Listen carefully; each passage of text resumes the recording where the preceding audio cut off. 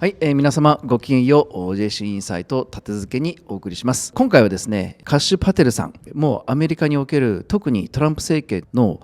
情報部門のですね、もうスペシャリストと言っていい方だと思います。で、もともと弁護士でらしたんですけれども、さまざまな、例えば最初は下院の情報特別委員会の補佐官、そして、有名な NSC、さらにはですね、国家情報庁ですねのリチャード・グレネルの補佐官をされ、そして最後は国防長官の補佐官をされるという、もう安全保障と情報部門ではもうこの方は右に出る方はないというような方なので、今日はこの方にですね、今この数年間アメリカでいろいろ起きている皆さんがもやもやしていることについて真相をズバッと伺ってみたいというふうに思っています。Thank you so much for having me. It's an honor to be with CPAC Japan, and I'm looking forward to our conversation. じゃあもう本当お忙しいと思うので早速伺いたいと思います。Let's do it. もうあなたは情報のスペシャリストでいらっしゃるので、もう今アメリカはもちろんですけど、日本の国民みんなもやもやしていることについてズバッと伺いますので、ぜひ我々に真相を教えていただきたいと思います。まず最初に伺いたいことが、2021年の1月6日の国会議事堂の襲撃事件についてです。あそこで最近非常に話題になっているのがですね、ペロシ元下院議長がいわゆるですね、下院の守衛官に対して当日は州兵を入れるなと。で、議事堂警察に指示して、とにかくデモに参加する人たちが議事堂に入りやすいように手招きしたり、いろんなことをやっていたというような証拠映像とかがバンバン公開され始めているんですけれども、この議事堂事件についての真相について、あなたがまず言いたいことがあればぜひ教えてください。Yeah, absolutely. So I was chief of staff at the Department of Defense on January 6th, and I'd been in the Oval Office with President Trump with his national security team a few days before that, where President Trump authorized up to 20,000 National Guardsmen and women for any events related to January 6th. Why that's important is because under U.S. law, the president can only authorize it. There then must be a request. And in this instance, for the District of Columbia, it must come from Mayor Bowser or Nancy Pelosi, who was the Speaker of the House, to request that law enforcement, because our Supreme Court forbids the domestic deployment of the United States military. Now it's come out, the truth finally, in writing, Mayor Bowser and Nancy Pelosi refused the request of assistance via National Guardsmen and women, which, of course, degraded the security posture in and around the Capitol. And I do believe it was for political purposes, but I do believe Donald Trump acted proactively and preemptively to secure the area, and had they taken his authorization for the National Guard, we probably wouldn't be here talking about January 6th. 1月6日の真相について、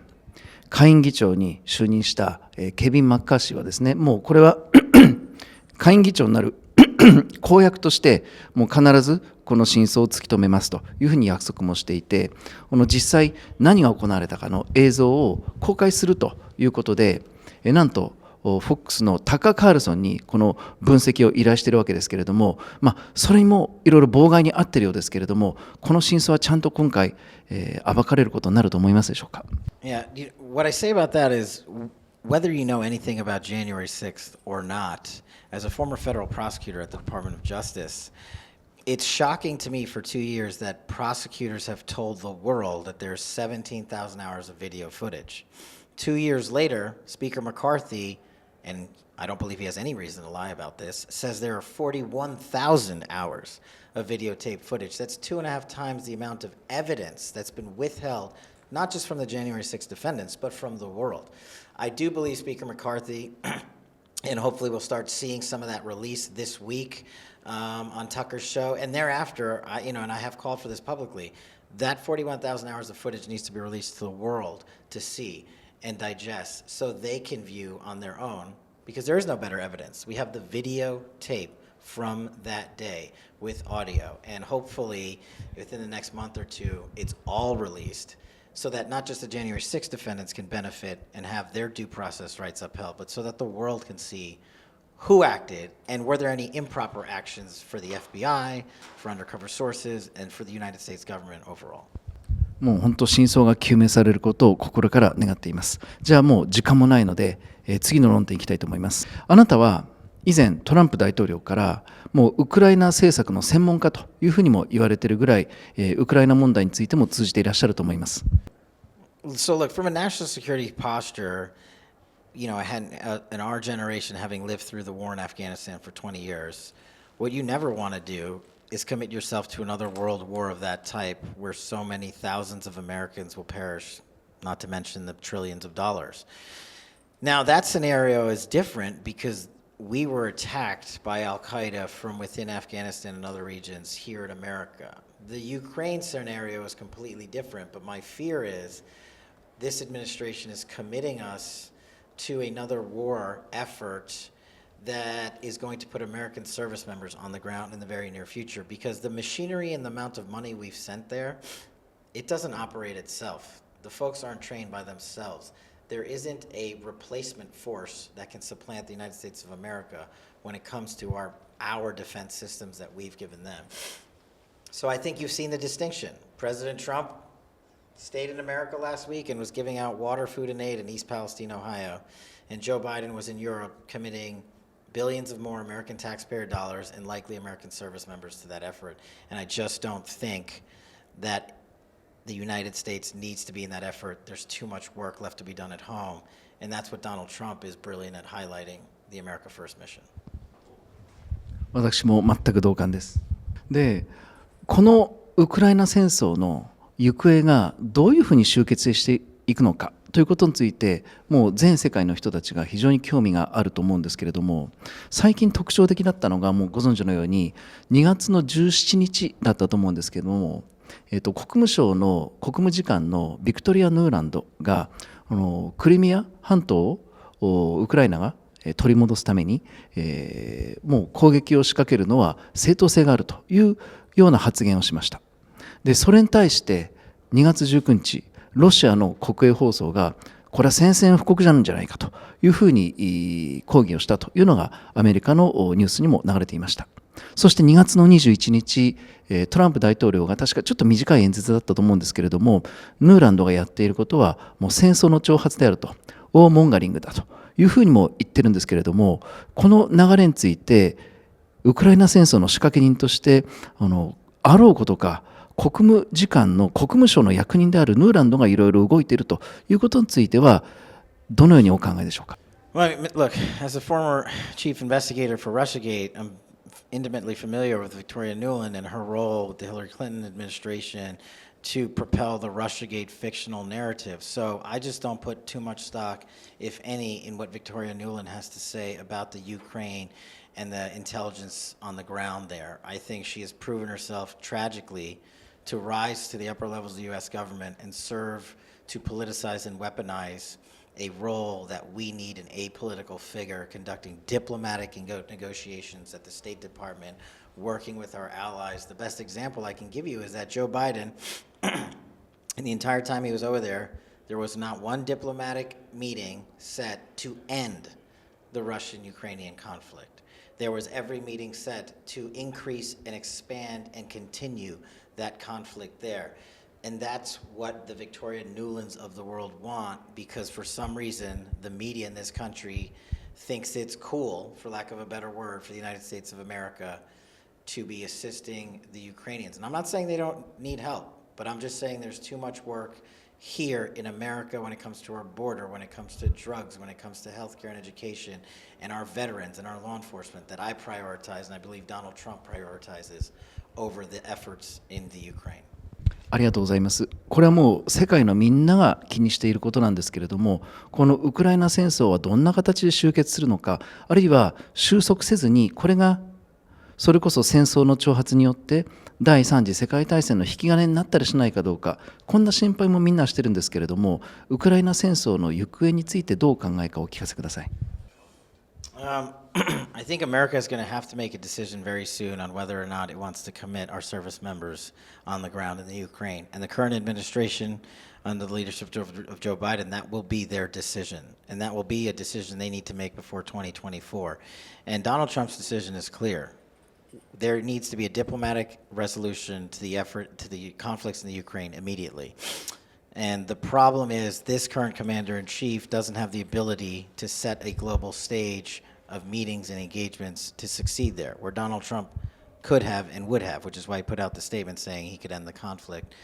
because these folks would take his meeting and at least sit down and negotiate. And when we have a commander-in-chief that isn't willing or unable to do it in Joe Biden,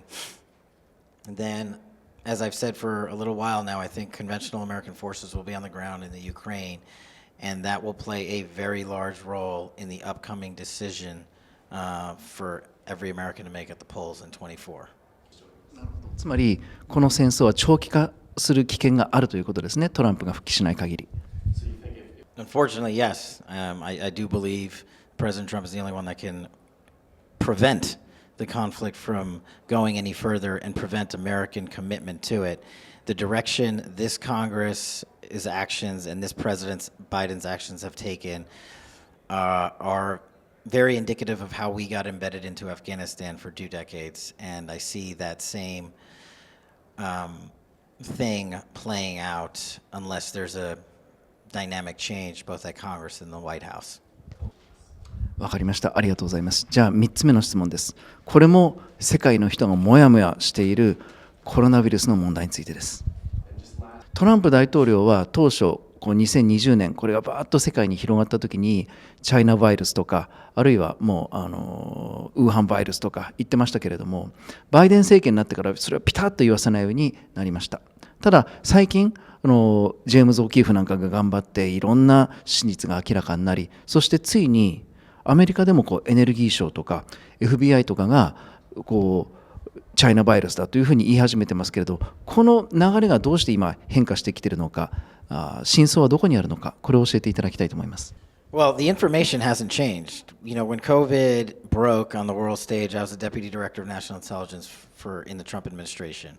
in charge of our intelligence communities under the leadership of Rick Grinnell. And we briefed the president on the intelligence we had at the time, and the very next day or days, he banned all travel to and from China. And of course, he was labeled a racist for doing so. But we acted on intelligence. We didn't disclose that intelligence. We didn't leak it. We could have,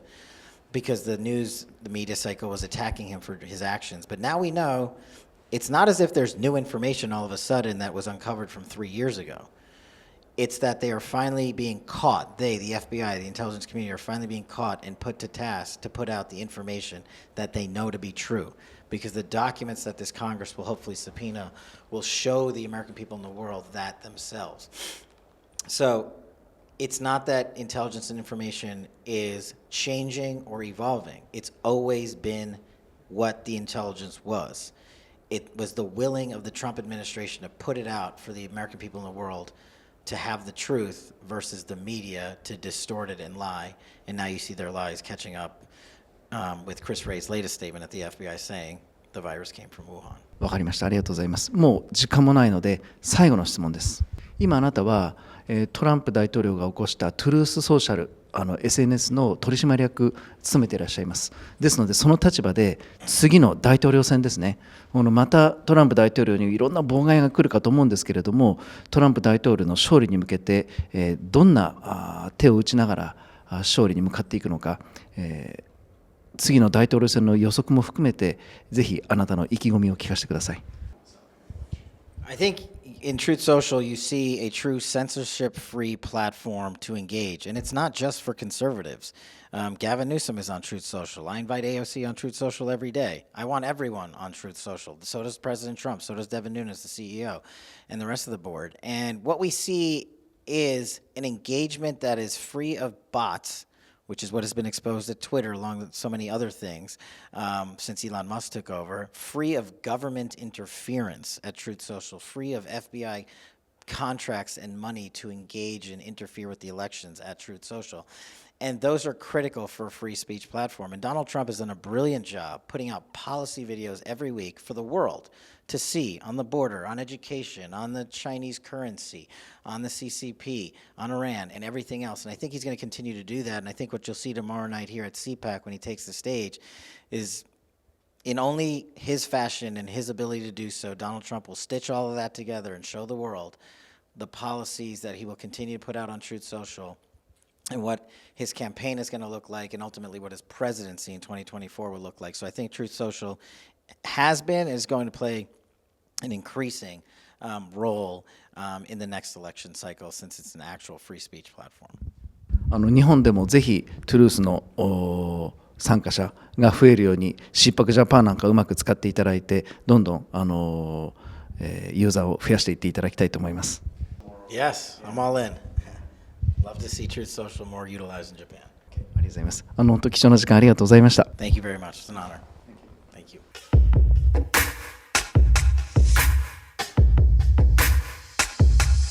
We'll start doing it again. Our soldiers are very special. When a wonderful town in Ohio has difficulty, we are going to take care of that town.